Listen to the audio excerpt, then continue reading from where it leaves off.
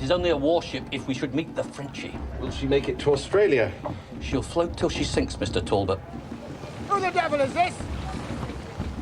Have you not read my standing orders? Was it delivered by a French sword? A Frenchie did try to split my skull, sir, but my head proved harder than his steel.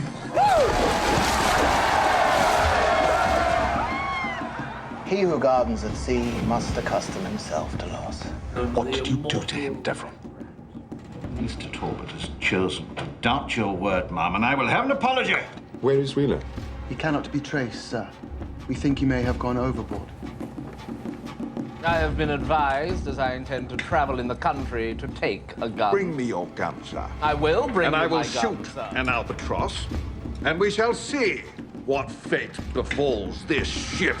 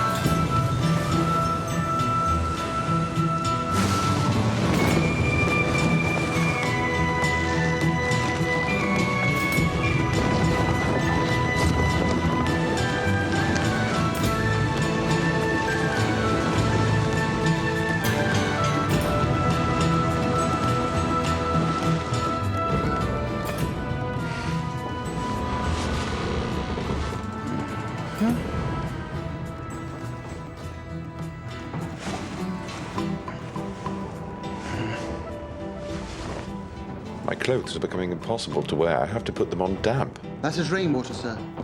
The salt will be irritating the rash. But I thought rainwater was fresh. It may be if you live far enough from the sea. Is that why my soap won't lather? Did your servant Wheeler not give you the ship's issue before he left us? Good God, is this soap? I thought it was a brick. It's saltwater soap. I do not detect any scent. And I suppose you think soap's naturally scented, do you? Is it not? Come with me, Mr. Talbot, and bring as many of your clothes as you can carry.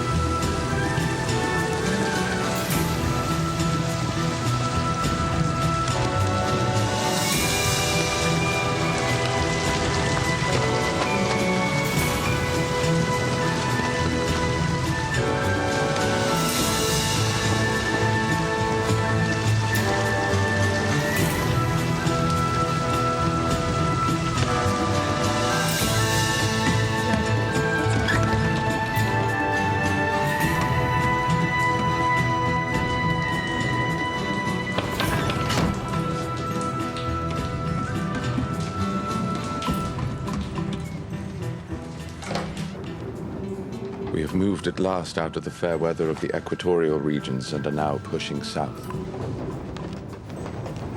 There is once more an unsteadiness in the deck, a constant canting to the right.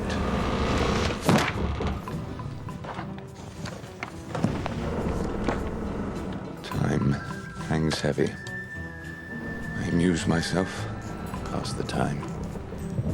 What else can a poor devil of a landsman do to occupy himself in a voyage from the top of the world to the bottom?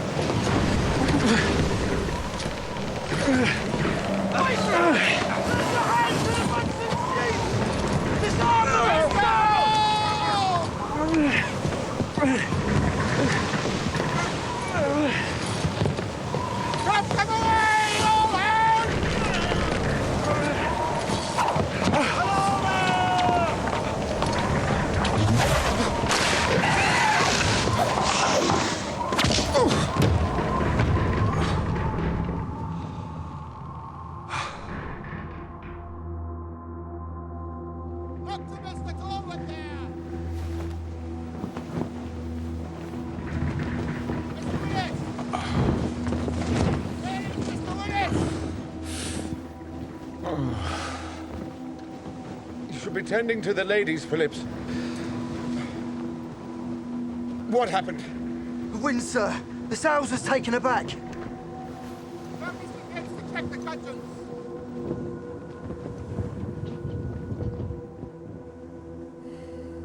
Have you any idea how much canvas has been flogged in the river?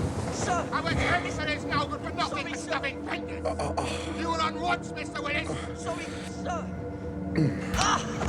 What are you doing on the deck, boy? Get up when I'm talking to you. Sir, Mr. Devil, sir. Avoid on now. Castle. Mr. Devil. Your watch, I believe. And where is this on watch? There is a standing order against leaving a midshipman on watch at sea, sir. Your absence on deck was criminal neglect, sir. You may consider yourself under open arrest. Shut your Anderson. Standing by, and Mr. Devil, you are forbidden drink.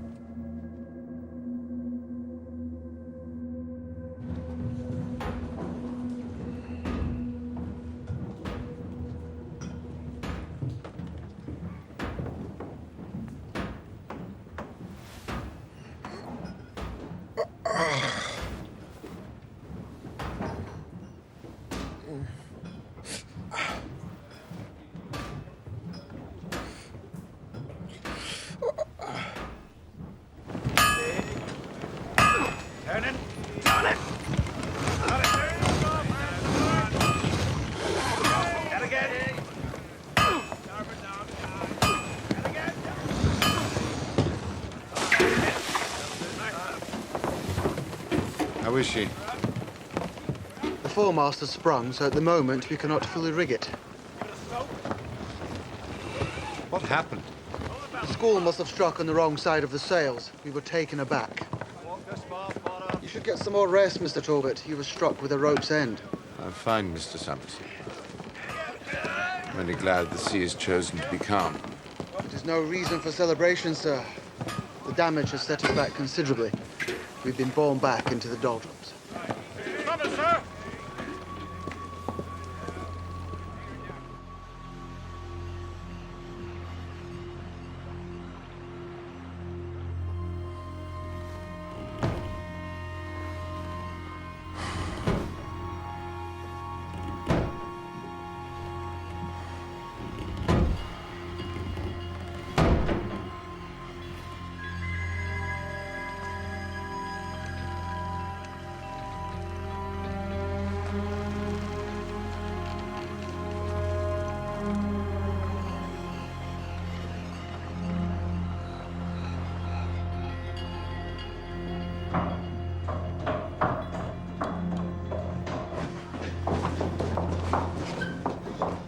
Talbot! Talbot, dear fellow, have you heard? A sail. They've sighted a sail on the horizon. Let us hope it's one of ours. Where's your spirit, man? They spied her royals, and they're white as a lady's kerchief. She's an enemy. Depend on it.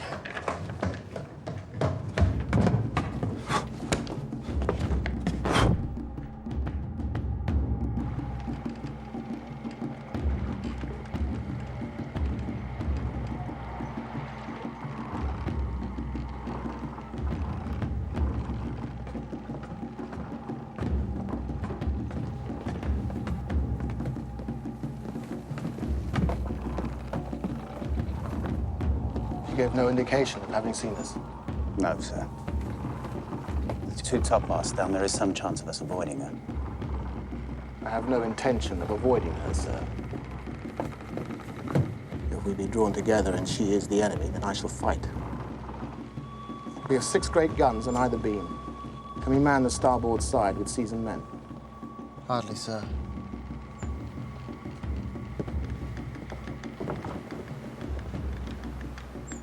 Mr. Summers, ask the passengers to retire to the saloon and instruct the ladies as to the way down to the orlop deck. They must retire there immediately upon my command. Come, Mr. Talbot.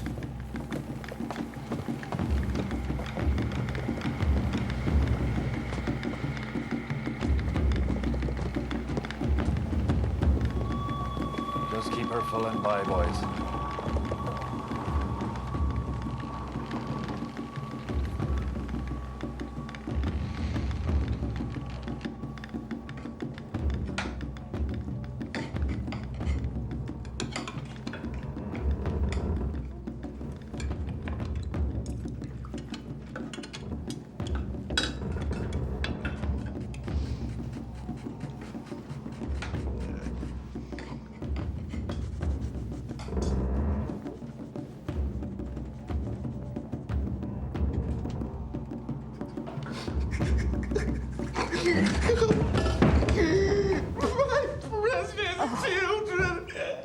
Now, Mr. Pike, never fear, man. We're all in this together, and we shall give a good account of ourselves.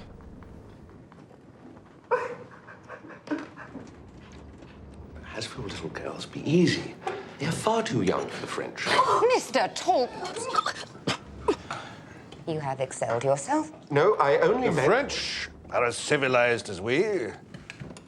We may expect to be treated with the same, indeed more, liberty and generosity as they by us. Mr. Bowles, you have some experience of the law, I believe. A solicitor's clerk, sir. Well, may we civilians not fight? Seen on deck with a sword and pistol in hand, we are legally entitled to have our throats cut. Yes, well, you are indeed matter of fact, so you might even be called cold-blooded. There is a way out of it, sir. Passengers could volunteer, be sworn in and entered on the ship's books. And what the situation would be over naval pay in that event. I share a glass with you, Mr. Bowles. You show us all where our duty lies. How could you volunteer before you know what enemy it is that we face, sir? Suppose it is a ship for the United States of America. We are at war with America, sir. Some of us believe she deserves her independence. I understand they hate the French almost as much as they hate the British. I will fight as well as any man here, but I will not fight for my country. I am leaving it. I will not fight for my ship, or my king, or my captain.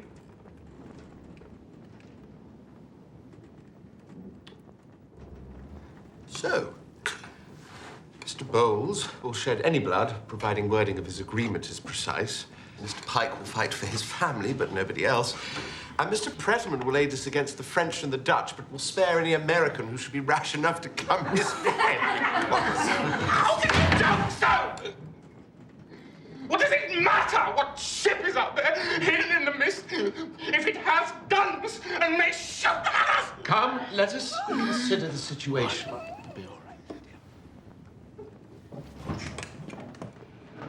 Now, there may be a ship. Most likely she's not concerned with us.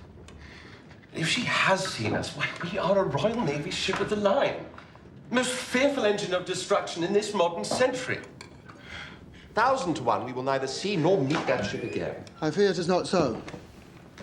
That ship, whatever she is becalmed as we are. In a prolonged calm, ships are drawn together by the mutual attraction of heavy objects. If the wind does not get up, then we shall inevitably lie side by side. I do not find this credible. It is true, nevertheless. The captain feels you are better able to conduct yourselves with propriety if the plain facts are laid before you. Why, what are we to do, then? The gentlemen here have engaged themselves to help in what way they can. I expected no less, and will provide you all with suitable employment. So much for your attempt at heartening us, Mr. Talbot. Summers has got a better way about it. I have no sword. Have you a sword, Bowles? Good God, no, sir. The ship will have a supply, no doubt. Mr. Brockbank, you are, forgive me, of a full habit. Will you descend into the orlop with the ladies? I have an inclination to stay on deck, sir. Though I have on numerous occasions depicted the war at sea, yet I have never before had the opportunity of taking notes in battle.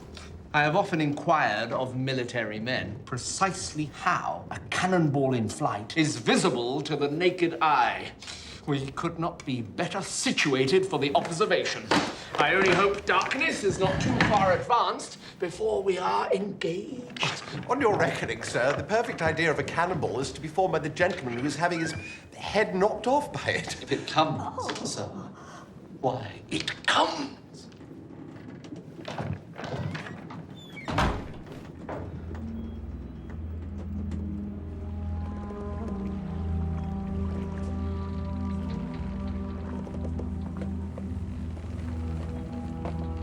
Half a point to starboard. Bring her half a point to starboard. Roundly. Half point to starboard. Roundly.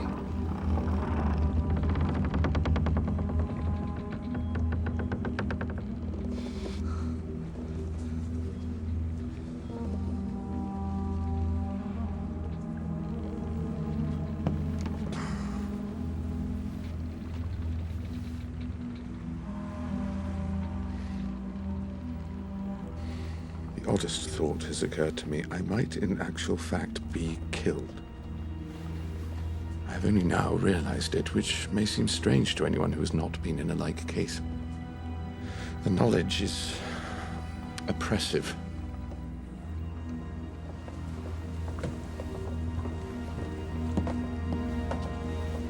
Edmund, I thought he was closed up at the guns. I had letters to write, Deverell.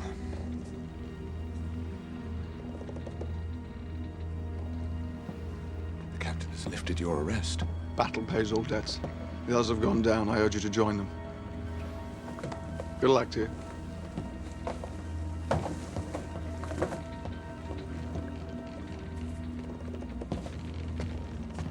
You gentlemen and emigrants will lay your hands to such ropes as the captains of the guns may command. And when he says haul, you will haul until your guts fall out. And you will be as quiet as little mice, so that the frogs do not hear us coming. And when you have run the guns out silent, you'll pick up your guns, you'll put them back, and you'll stand waiting. If we should open fire, them gun trucks run back so fast you cannot see them move. Now, I have seen gun trucks here, and I have seen gun trucks back there, but I have never seen them halfway. They move so quick, so you do not want to be lounging behind them, or the frogs will think that you are what they call confiture. Jack. Jack. Will the enemy be firing by then, or How do I know, sir? Eh? well, I don't. Eh? And what do I care?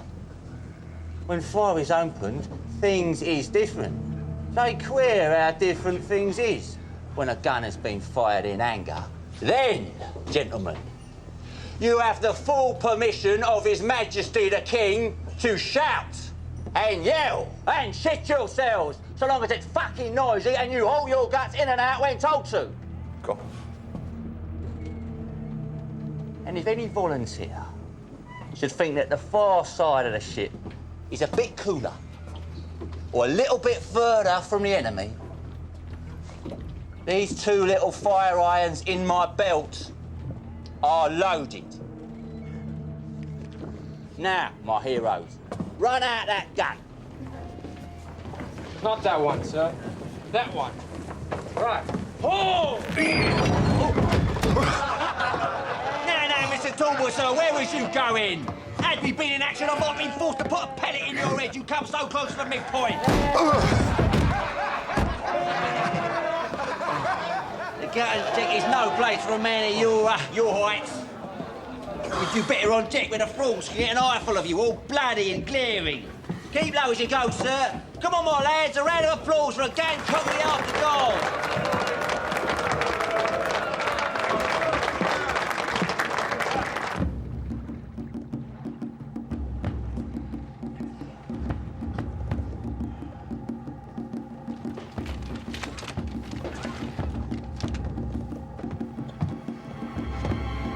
Talbot, you're our first casualty.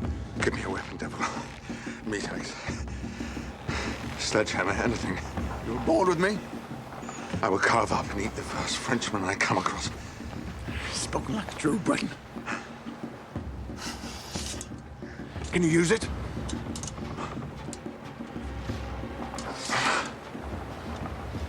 Well enough. Wait till old man Esmond fathers we get led through. And don't forget your boots. Boots? Kick him in the balls. It's as good as anything. It'll all be over in seconds. One way or another. If you're alive after a minute, you'll be a hero.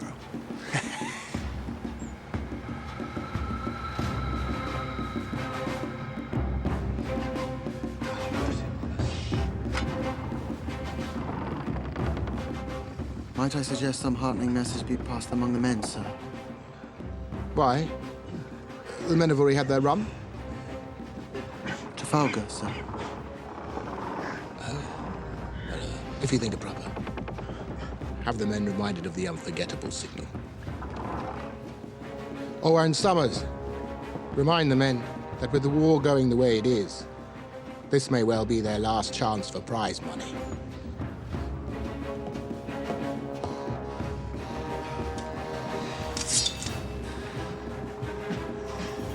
Death or glory?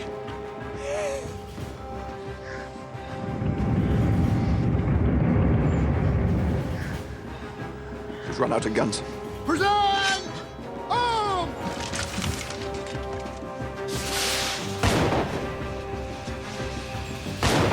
Aloft there! She missed us, sir. It was a signal rocket, you young fool!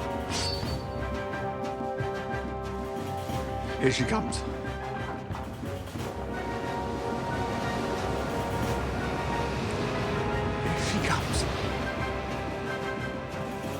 Bring her half a point to starboard. Hard point to starboard.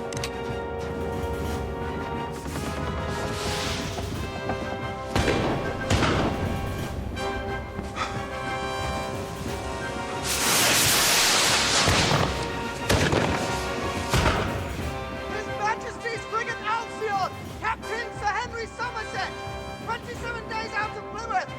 The war with the French is over. God save our gracious king!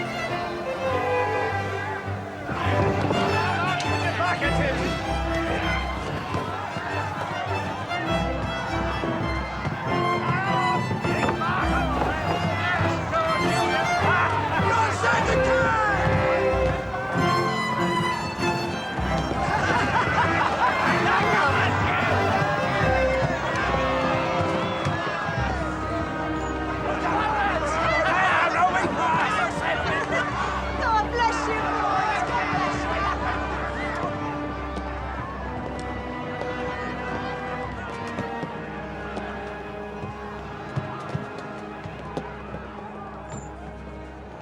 Wheeler. Curse it, you drowned. Allow me, sir. You're a ghost, Wheeler.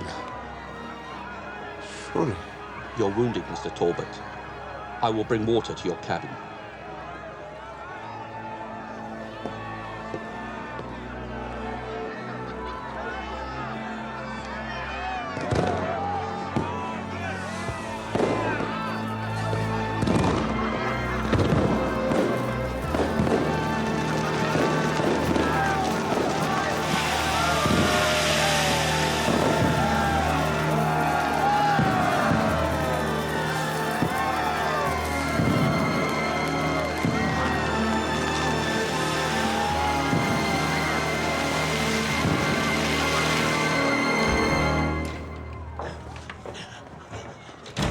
Only think, Mr. Talbot. I have served at the guns. My congratulations, Mike. Mr. Askew remarked that a few days of gun drill and he would have turned us out as prime gunners. Why, he said that we would be fit enough to fight all the frogs in the world. You were still excited, sir. Well, I was. And I am. Bates of brandy. Bates, please consult with my servant Wheeler about a bottle of brandy and a glass for my hutch. A glass for Mr. Pike. Thank you, sir. Oh, no, sir. I'm accustomed to brandy. It burns my mouth. And ale, if you please. Here, brandy. Do you hear, Bates? Sorry to see you struck down, Mr. Talbot. I had to laugh. It seemed so comical. Though, of course, it must have been very painful. It still is, Mr. Pike. Call me Dick, will you not? Though in the office, they would call me Dickie, or Dickie Bird. No, the ale is for,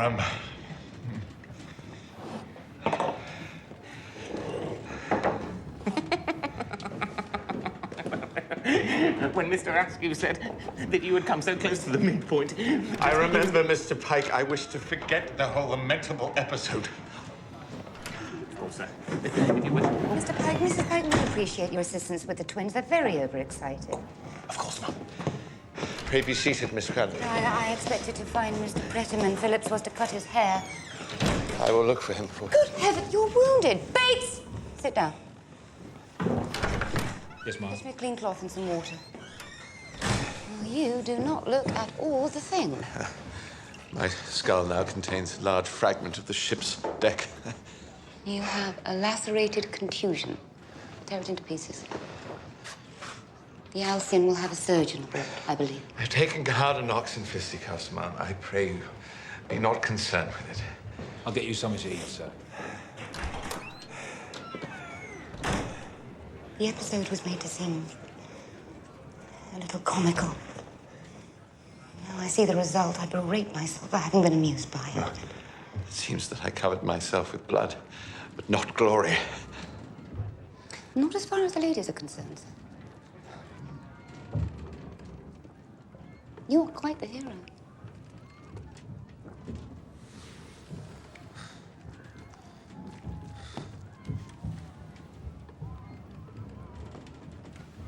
You are tired and concussed, Mr. Talbot. The war is over, and you should rest.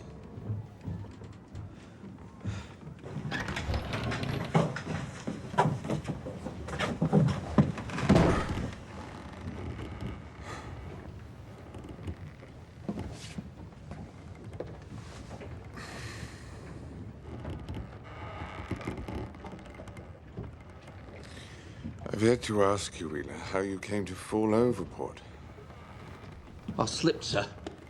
3 days in the water before the Alcyon picked me up. You are a lucky dog, Wheeler. But you were pushed, surely. Sir? You informed on Billy Rogers to the captain, did you not? And he or the other sailors tried to do away with you. If you say so, sir.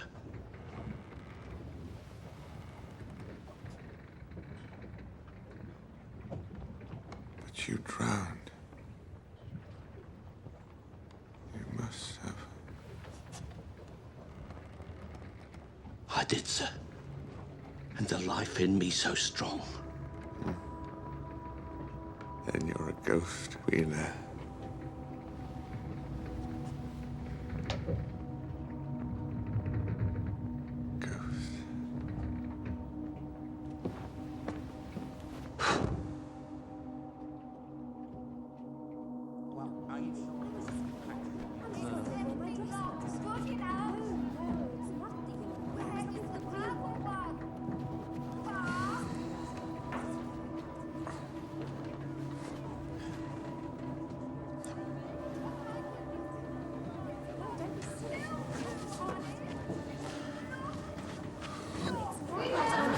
I'm sure that it's in your trunk. If I can't wear it. Well, your trunk is not in there. Oh, I don't know what's happening. Look, what are you doing, Mr. B? Oh, man. No, you can't wear that shirt. Wake up, Wheeler! Wheeler! Yes, that's it, yes. And the skirt. It's quite... Oh, dear. It's Wheeler. No, it's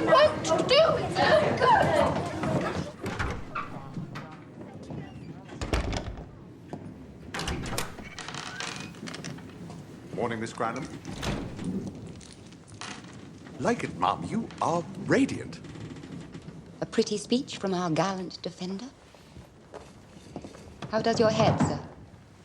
I now know what is meant by heart of oak. I appear to be roofed with the stuff. Bates, have I missed breakfast? I've put aside a plate, sir. Well, you ladies are going out of your way to delight us. You do not think highly of the nature of ladies, sir. We are prepared for a whole day of festivity. We shall dine in Alcyon's wardroom. There is to be a ball on our own deck and an entertainment presented by our own seamen. Good God. Captain Anderson agreed to a ball? Surely not. Oh, not at first, Mr. Talbot. He said to be most upright, but then Lady Somerset managed Sir Henry, who had a word with our captain. Oh, heavenly! Supposing there is wind, surely we cannot sail together and dance at the same time. Oh, no, Lady Somerset feels that there will not be. Sir Henry says that he relies on her to make the weather behave. Oh, they are such a delightful and charming couple. Lady Somerset has a four-top piano, but she declares it sadly out of practice. So she presses Miss Chumley to play. Oh, she does so delightfully. Yes. And who is Miss Chumley? It's scrappy, it'll do. Miss Chumley is, an orphan and Lady Somerset's prodigy. God, she'd be as finished a musician as that, Ma. Oh, well, they're taking her with them to India to live with a distant relative, for she's quite without fortune, except for her skills. Oh, so much to do. Oh. Good heavens. I feel as though I've woken into a dream. Ball in the middle of the ocean.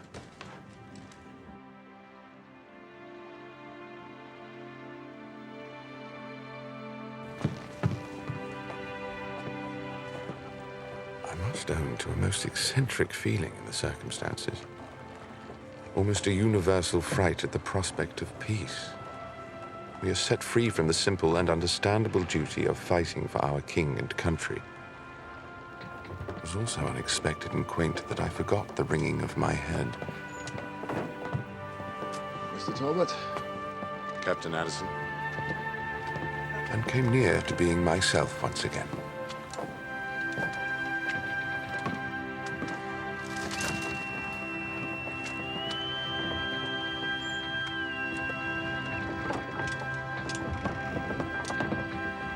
Sir Henry Somerset, may I present Mr. Edmund Fitzherbert Talbot, who is to serve His Majesty in the Antipodes. Mr. Talbot, I know of your godfather, of course. How is he? Troubled by his gout, Sir Henry, but in good spirits, the last I heard. Good, good. Lunch, gentlemen. For me, ma'am, vision of the play, mountain. No, ma'am. No.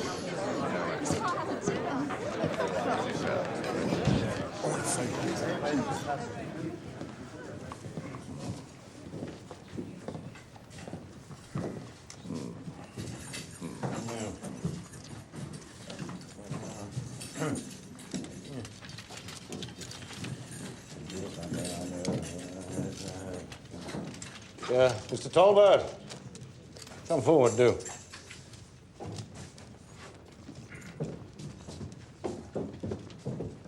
Lady Somerset, may I present Mr. Talbot? Lady Somerset. Such a pleasure. Come in, Marion. I was laying odds you'd be up and about. The lightning that struck the top of the mizzenmast ran down and melted the conductor into white, hot drops. The deckhead burst open and the electrical fluid destroyed me. It surrounded the girl who stood before me with a white line of light. Mr. Talbot, may I present Marion Chumley? Poor Marion. She'd been positively prostrate with the mal de mer. Slightest movement, good God, up it all comes. The Alcyon is lively then, Sir Henry. So, Captain Anderson. Utmost dispatch is utmost dispatch after all. And your ship? Oh, steady as a rock, sir. Even when she was taken aback, she only put her rail under for less than 10 seconds. Gentlemen, you're making the poor child quite pale. You will say no more about it. The floor is as steady as a ballroom, and I have seen you happy enough on that. I believe we are to hold the ball aboard my ship, ma'am, which is even steadier than this. Anything is steadier than this beautiful, wild thing.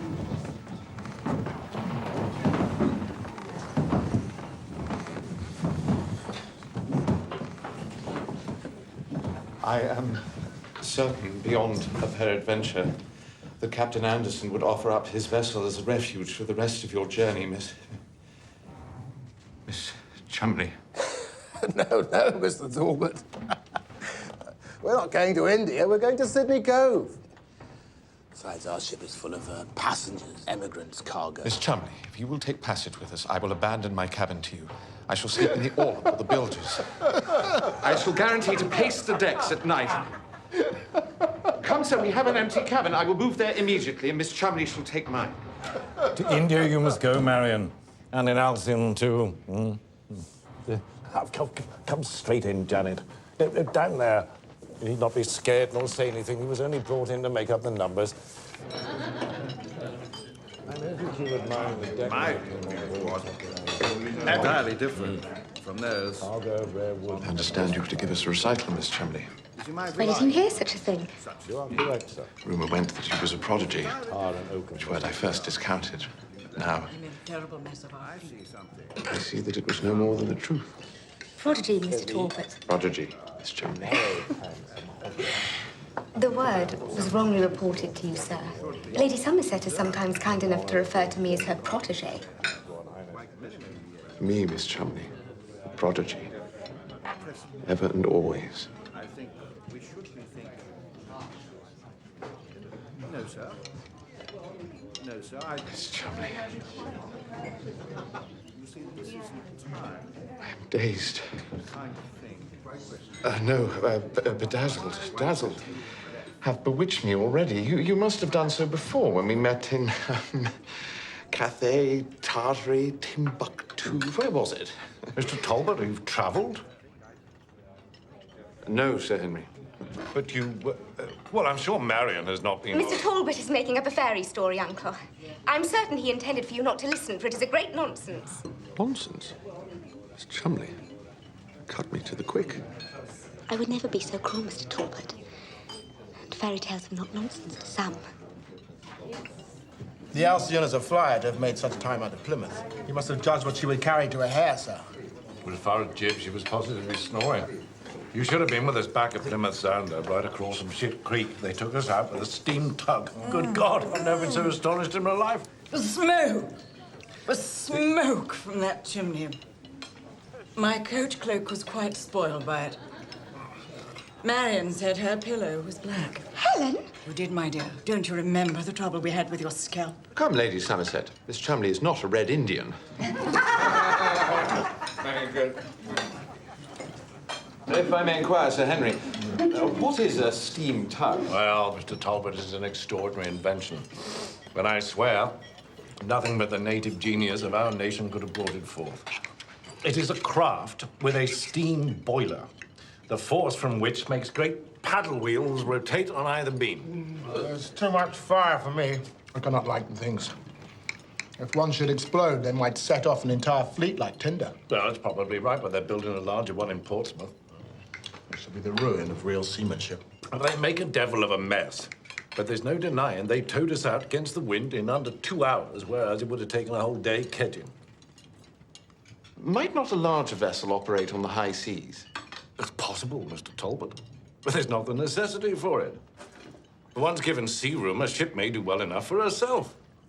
But might one not build a steam warship that would paddle out of the harbor and seek the enemy?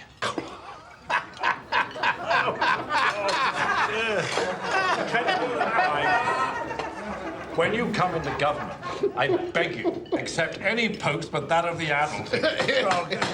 Here. But you have not answered Mr. Talbot's question, Uncle. I'm sure he would make a splendid admiral, or whatever it is. God. If we was to have a steam tug large enough to engage an enemy, we'd need double the crew to keep them clean. let alone feed them with coal. I'm sure the mechanical genius of the British would overcome such difficulties. Oh, well, speak up, Captain Anderson. You have as much brain as to be found in the service, I think. The real objection, if you will have an answer to such a preposterous question, is this. If she is to be a warship, then a paddle wheel on either beam will reduce her broadside. Secondly, during an engagement, if a single ball were to strike the flimsy members of her paddle, she would be rendered uncontrollable. Well said. Yeah. We are answered, Mr. Talbot. We are beaten from the field.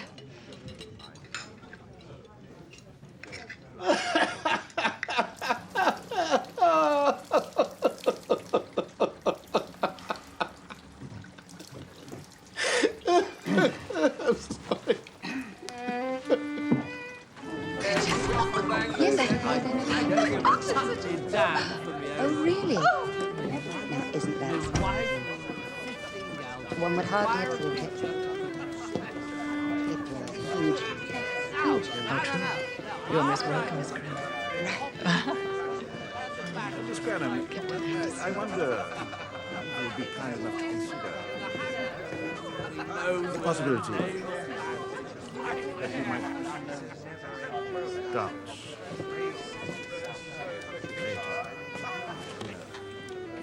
Tonight there is to be a ball, Miss Chumley, and we must dance the night away. I will make the allemande of you, and the quadrille, and the round, and the waltz, and the cotillion. Whichever shall I choose? All, if you please. It would be improper, sir. You must know that, surely. Then I'm an advocate of impropriety. Peace has been declared, sir. Let us share it. You cannot be so cruel as to let me go. The wind will do so, Mr. Talbot. Then tonight I must take your hand for as many, and perhaps rather more, dances than are thought proper. If I am seized by the wrist, what can I do but submit? The fault will be yours. I will be brazen. Wheeler! Wheeler!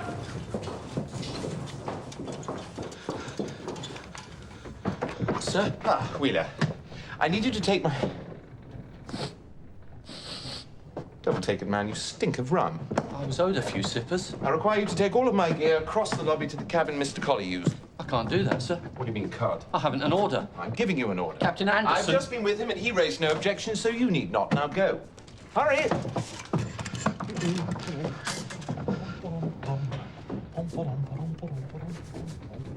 Ah!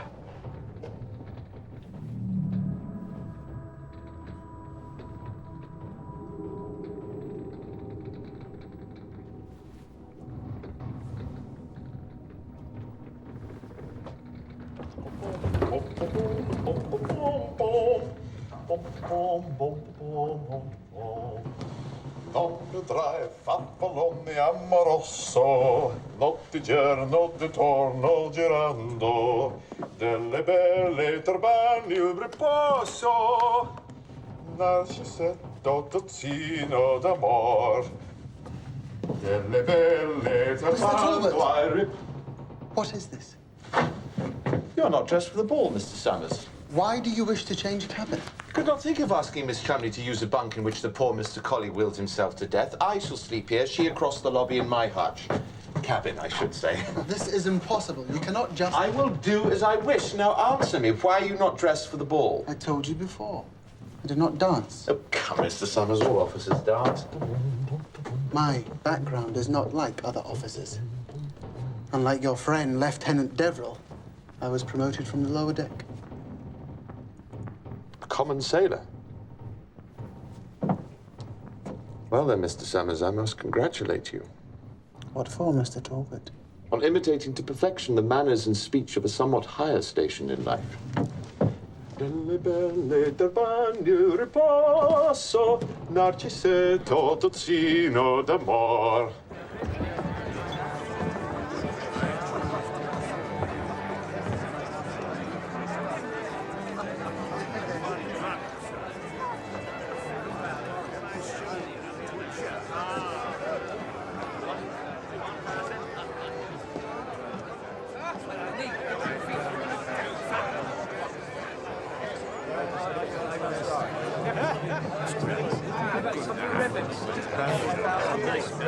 God save our gracious King. Long live our noble King. God save our King. Stand in victorious, happy and glorious, long to reign over us. God save our King. Thy choicest gifts in store, all in thee pleased to pour. Long may he reign. May he defend our laws and ever give us cause to sing with heart and voice. God save the King.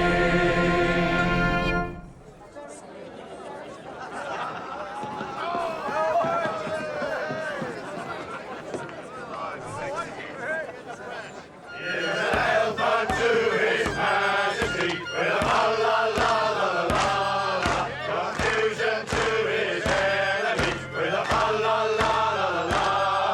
And he that will not drink His health, we wish him either with no health, nor yet a road to hang his spell. With a la la la la la la, with a la la la la la la.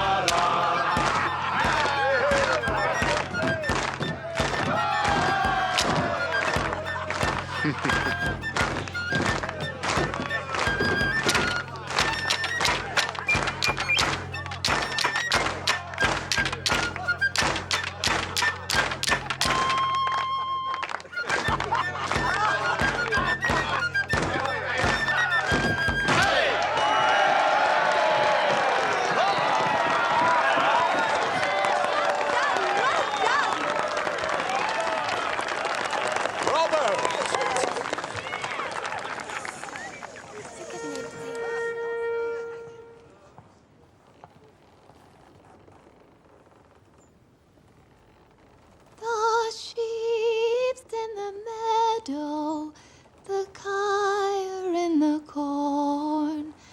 Thou lying in thy bed, O bonny, at morn.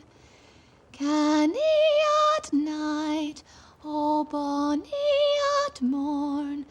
Thou were lying in thy bed, bonny at morn.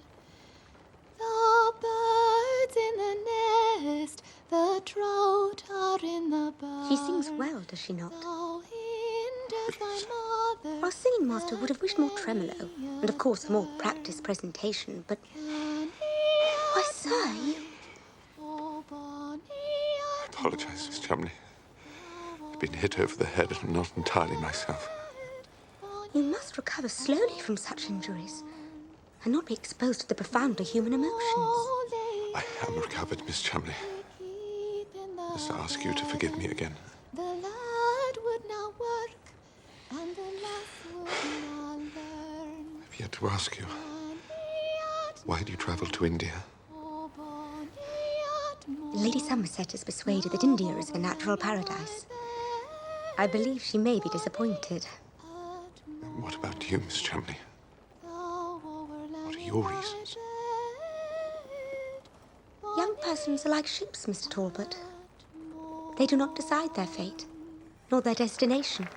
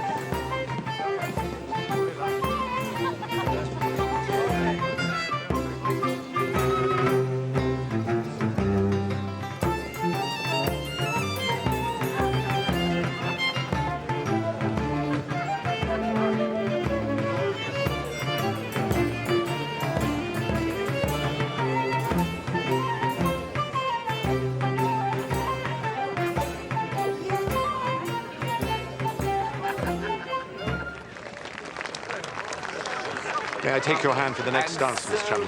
Oh, perhaps a refreshment first, Mr. Talbot. At once.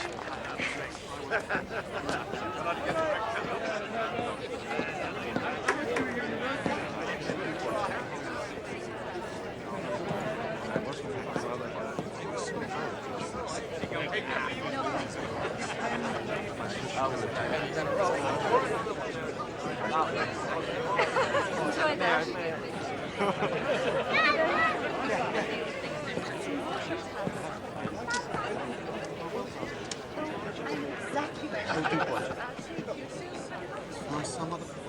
No. Right foot, sir. Seems unnecessarily harsh when room may be found aboard our ship to subject your protege to such suffering at the hands of the sea. Come, Mr. Talbot. We know who is suffering and who will continue to. I will not allow circumstances to thwart me. A proper sentiment in a young man. Why, this is the stuff of poetry. And here am I, a devotee of the muses, forced to be the one all poets deride. No, ma'am. If you were yourself and not suffering from your injuries, you would see it as I do. Marion is in my care. She must remain on the Alcyon. Mountain won't come to Mohammed.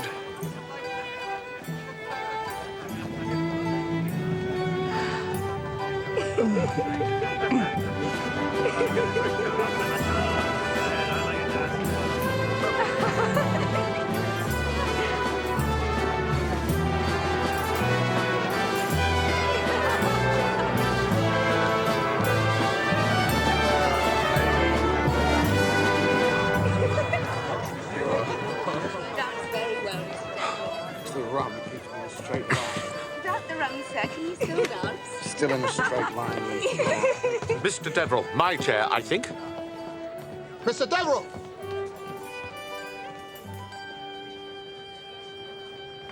You were placed under open arrest and forbidden to drink, sir. Return to your quarters. By Christ, Anderson! Quiet, you fool. Say nothing. Now, Miss Chumley, let us take the air.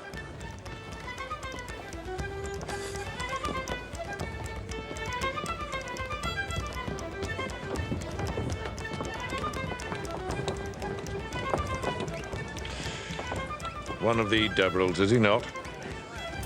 How very unfortunate.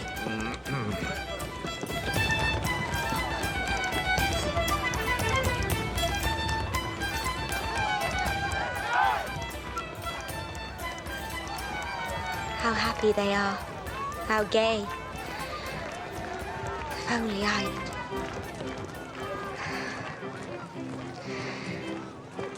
You would not understand, sir. We should return. It is the cotillion, and I do not wish to disappoint your Mr. Willis. Mr. Willis? Pertinent scamp. One of his ears for this. Come, sir. A moment, Mr. Chumley. Marion. We must not part. I offer you. Can I offer you? Yes. I offer you the ruin of my career and the devotion of a lifetime. I beg you will say no more, sir. I cannot leave you with as little mark of favor as might be accorded any gentleman in either ship. Please, sir, say no more.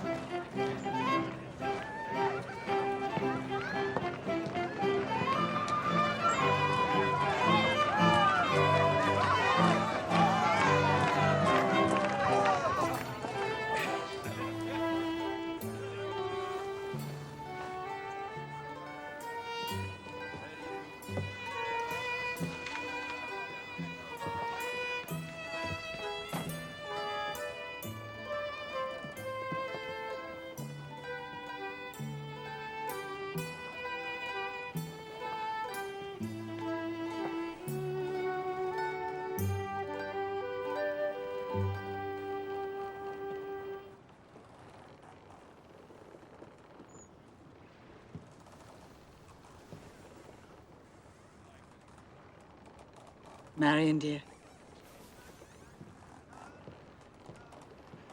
Stay 1 minute. I cannot. And tell me you do not regard me as little as these other gentlemen.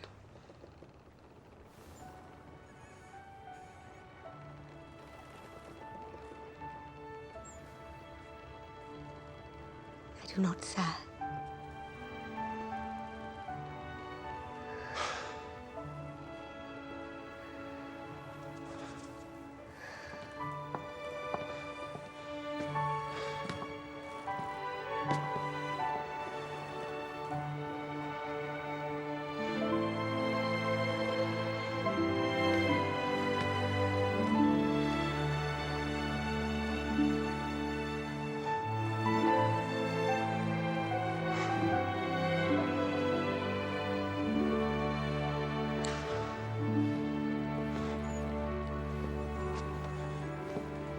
Good night, Mr. Talbot. Good night, Captain. Anderson!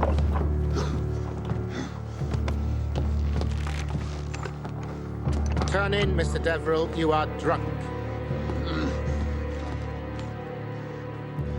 I resign my commission.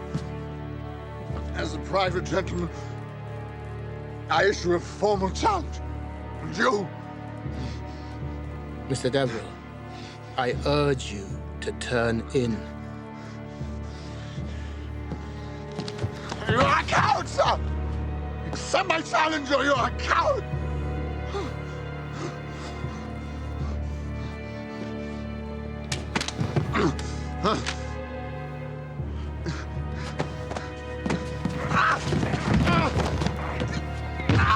Inform the blacksmith the prisoner is to be restrained in irons. God! God! God!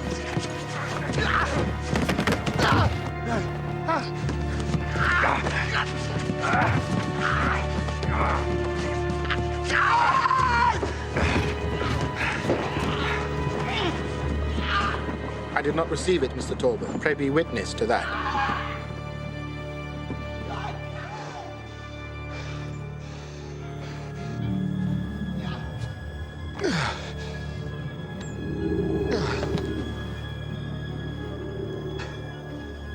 Kindly take charge of it.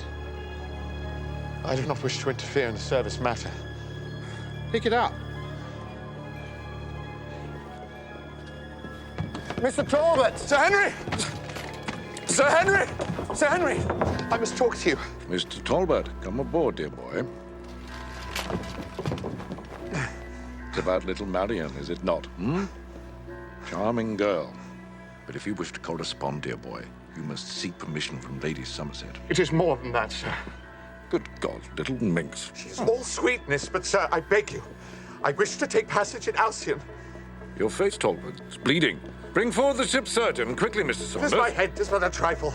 I am Mohammed. Good God, you've been drinking, that's what it is. No, sir. I wish to take passage on Alcyon, and you must allow me. But your career, my boy. It means nothing. But your godfather, your mother. I beg you, sir. Mr. Talbot is Sir Henry, injured. you must take me to India with you. You must. Sir Henry, you must. Help him, man. He needs medical assistance. I do not. I am Mohammed. Move him. Sir Henry. I am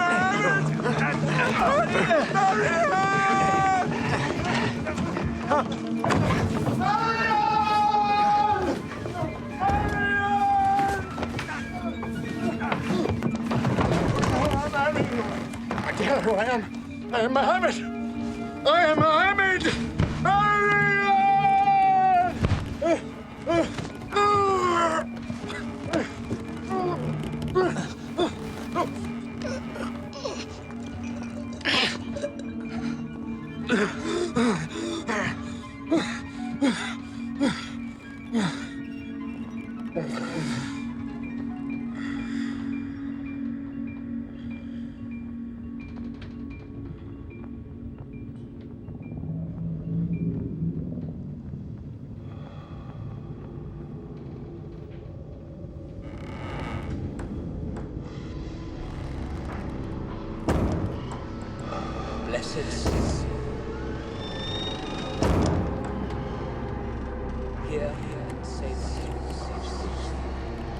have mercy upon us.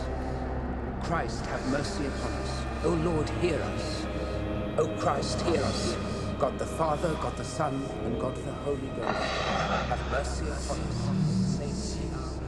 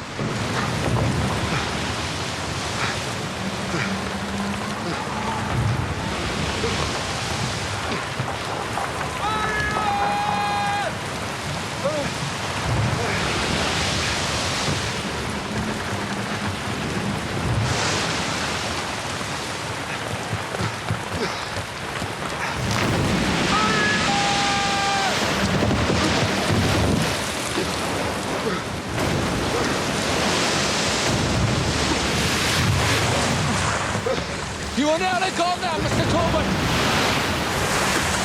You have the advantage of me, sir.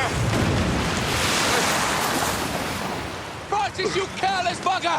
If I see you slip out of the strop, I'll have you at the grating! Forgive me, Mr. Corbin, sir. I am Lieutenant Benet, with one N and an acute accent on the second E. French! Decently, sir. Then you are from Alcyon. Where else in this waste of water? You should return to your cabin, sir. This is no place for passengers. Make a run for it! Now, sir!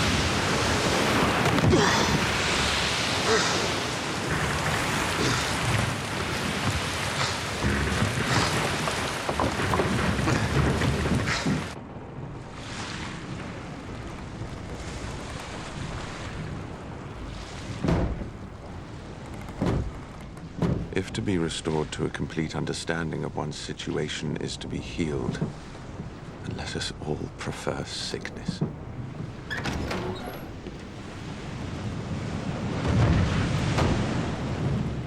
You should keep down what you can, sir. All that I wish for is that this motion would hurry up and finish me. Lieutenant Benet is said to be taking measures to make our passage more tolerable. He's a valuable addition to our crew. Then why would Sir Henry want rid of him? I believe it was an exchange, sir. Exchange for what? Lieutenant Deverell. By this time, Dashing Jack will be the other side of the Cape. With my beloved Marion. Cannot be within the competence of mere captains to decide such things! Saying is, once a ship's out of sight of land, the captain can do anything he likes to you but get you in the family way. Oh, this is too much.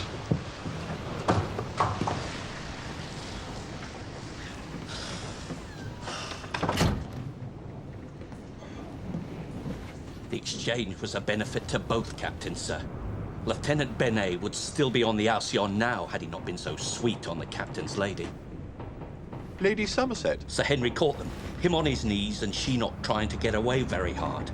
So, Captain Anderson having an unhappy officer to dispose of, and Sir Henry having an officer to get rid of, the exchange was made.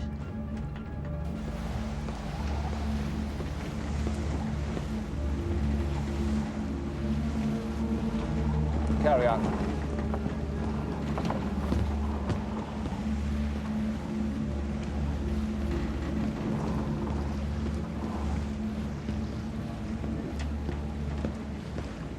Good afternoon, Mr. Benet. Mr. Talbot? Are we making good progress, sir? 4.5 knots. Well, surely soon we shall find those West Indies and be blown all the way to Sydney Cove. Indeed, sir. Mr. Benet, a moment. It had occurred to me that during your passage aboard Alcyon, perhaps you had the opportunity of forming some opinion on the character of Miss Chumley. She has none. I beg your pardon? She can have none, Mr. Talbot. She's a schoolgirl. Miss I have no opinion of schoolgirls. It's useless to look to them for sympathy or understanding or anything. They are blown by every wind, sir. Miss Chumley is no longer a schoolgirl, sir. She's pretty, I grant you. Amiable, with a trace of wit. Trace? Malleable. Mr. Benet! She's a sporty girl, though, I give you that. Why, as man to man, had little Marion not detained her uncle with some plea about the conduct of the ship, then I don't mind telling you, I should have been a devil of a sight nearer being caught in flagrante delicto than I was. She knew about you and Lady She understood. Criminal connection. She was accustomed to keep KV for us. You'll excuse me, Mr. Talbot, and duties to carry out.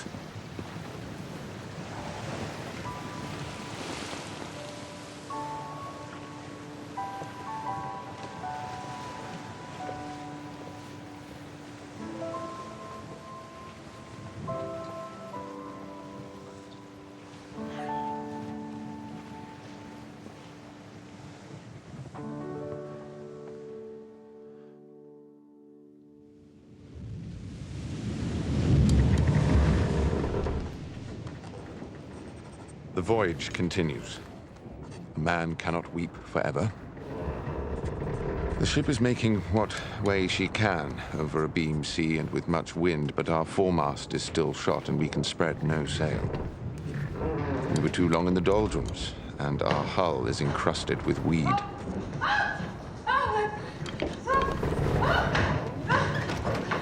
Miss Grandam! You should take to your cabin in these conditions. I am perfectly able to reach the passenger saloon, Mr. Talbot. And perhaps Mr. Prettyman should escort you. He took a fall yesterday, a severe one, and has been unable to leave his bunk. Good God.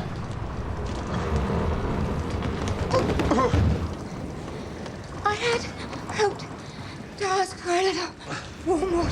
Wheeler! Wheeler! Sir? We want some hot water at once. There isn't any, sir. Nonsense, you brought some to me just this morning. Now you may do the same for Miss Granham. Miss Granham is not on my side of the lobby, sir. Well, neither am I since I've changed over. Yes, sir. But, sir, Hot water, Wheeler, and quick about it. And if necessary, light the damp fire again and tell whomsoever it should concern that it was under my instruction. Please allow me to escort you to your hut. Cabin, I mean to say, for you are not a rabbit. Wheeler will bring the hot water, I promise you. I will see to that. Under my instruction. Now!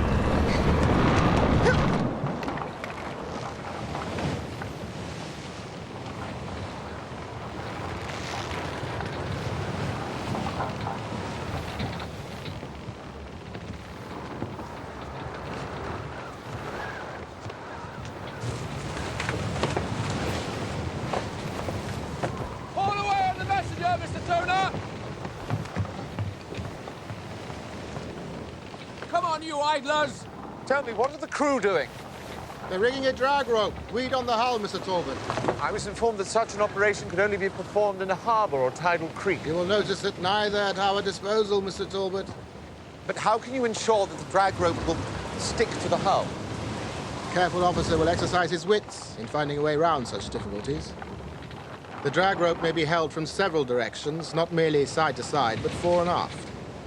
Mr. Benet has proposed a plan which we think will work. Mr. Fenter, your men are idling! You have benefited from the exchange of officers. Mr. Benet is a real seaman, sir. He's all ropes and blocks and canvas. There's no steam about Mr. Benet. Certainly a very energetic man. As far as your opinion of his seamanship is concerned, I must take it on trust. He will go far, in my opinion. A veritable marine Adonis. You have a fancy way with words, sir. I trust he will find a way into your journal. All the way on the drag rope! Round me now!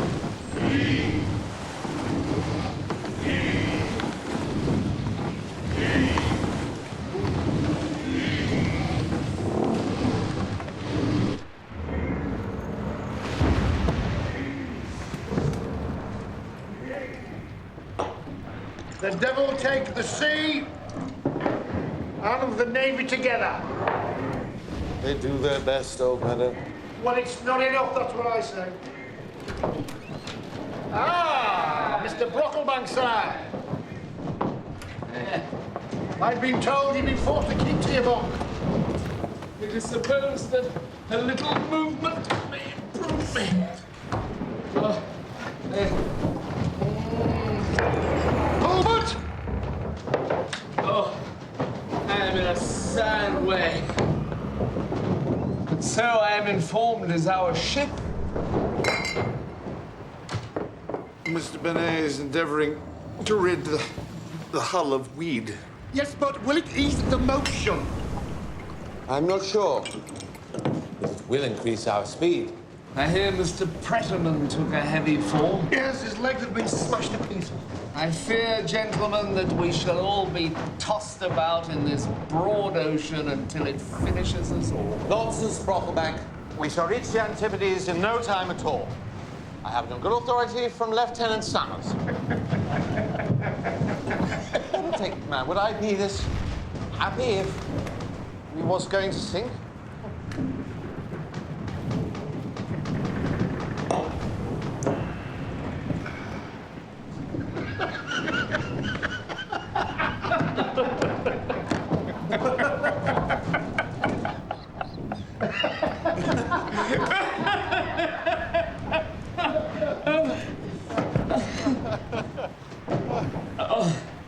I have given much thought to the situation, sir.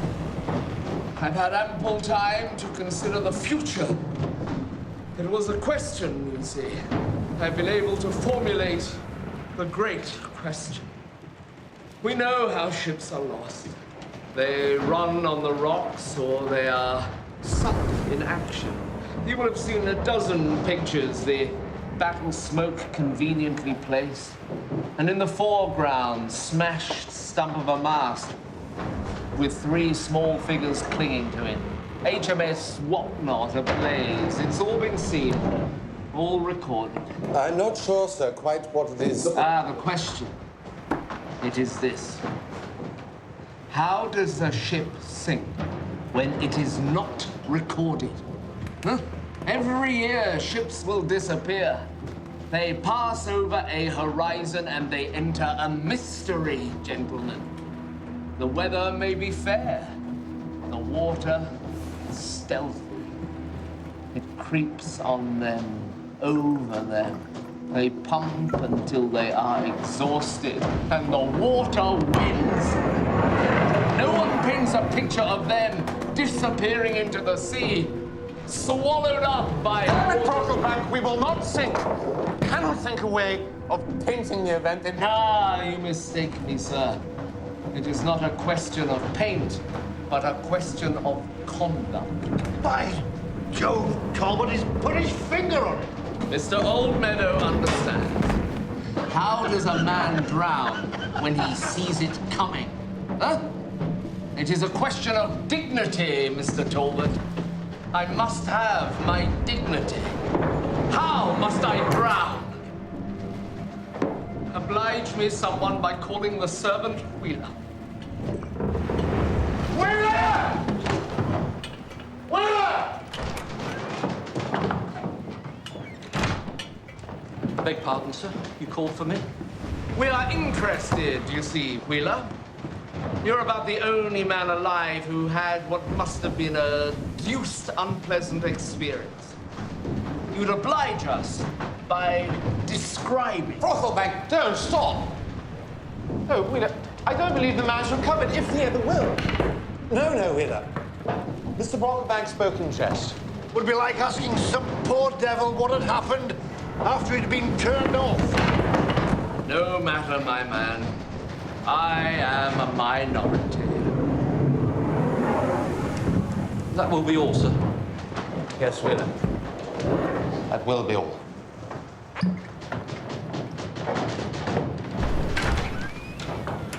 I am at a loss to understand you, sir.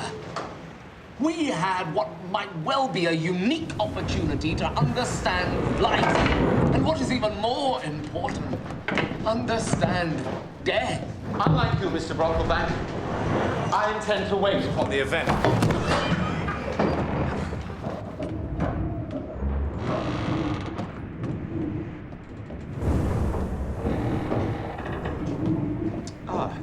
Wheeler, I feel it is my duty to apologize on Mr. Brocklebank's behalf. The man's clearly not been well, and I Good heavens, man. You're as white as a ghost. I can't drown, sir! I can't drown! Oh, for goodness sakes, man, pull yourself together! Just have to put up with what happens like the rest of us.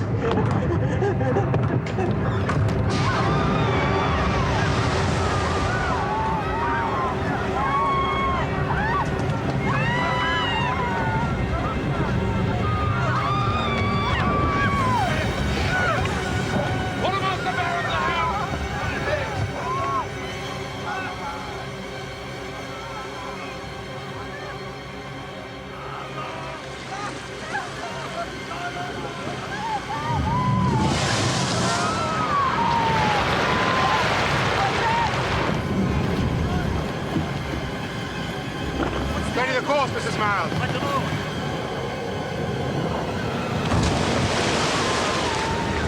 Quartermaster! They're up the hill! They're up the hill! Nicholas! Watson! That was part of the keel.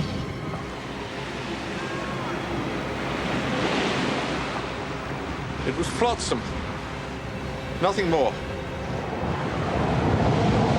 How could it be flotsam, Mr. Talbot? It has sunk.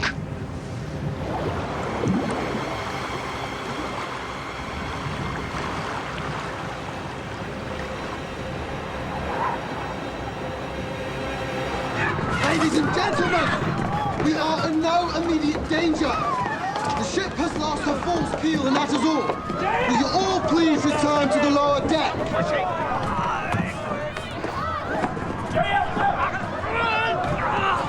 Summers, what's happening? We were dragging a whole coral reef halfway around the world. I saw wood. One through bolt has been drawn. Mr. Gibbs is plugging the hole. We are not drowning? No, Mr. Talbot. We will not. Not today. Let me through!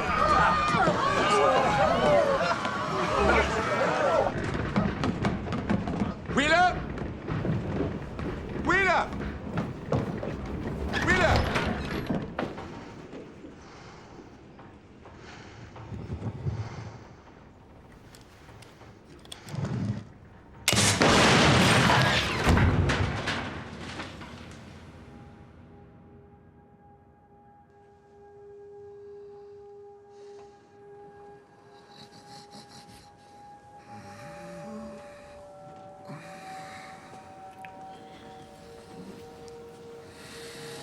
Poor boy. He has more sensibility than he knows.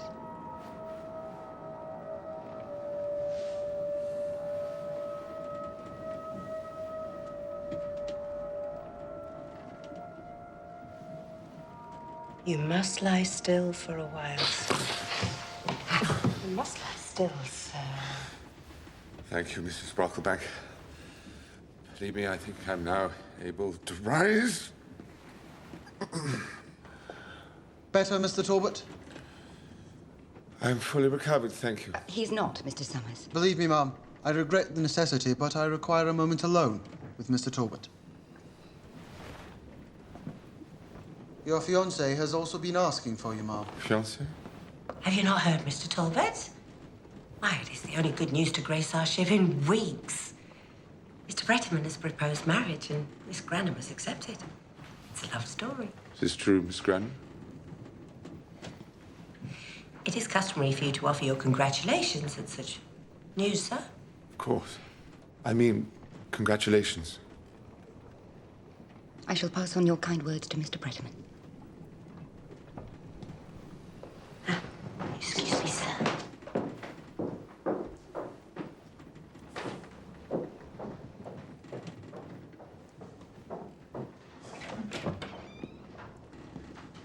I have been in a faint.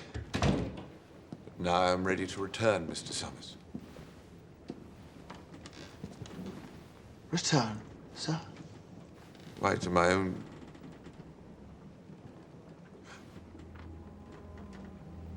The sooner you answer my questions, Mr. Talbot, the sooner Collie's, that is your cabin, is able to be tidied. That is landsman's talk. You should have said, made all shipshape. You were the only witness, Mr. Talbot. Who did it? God, man, you know already he did it himself. You saw it happen? Yes. And I wish to talk no more on the subject. Only one more question, Mr. Talbot.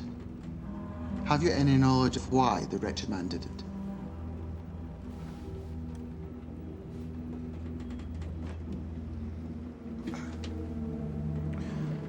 To the best of my knowledge, he was afraid of drowning.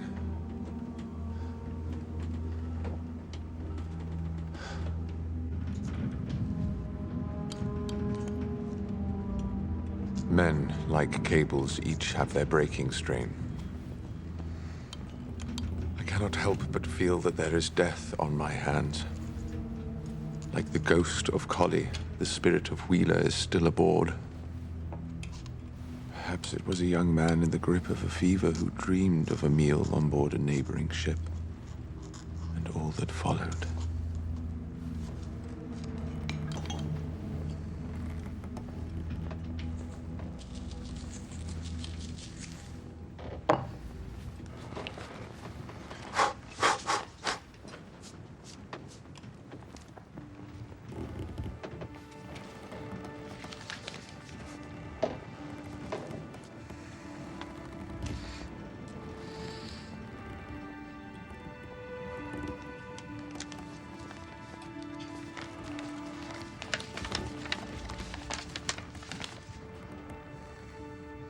A young person will always remember the time when two ships were side by side in the middle of the sea, and hopes that one day they may put down their anchors in the same harbor.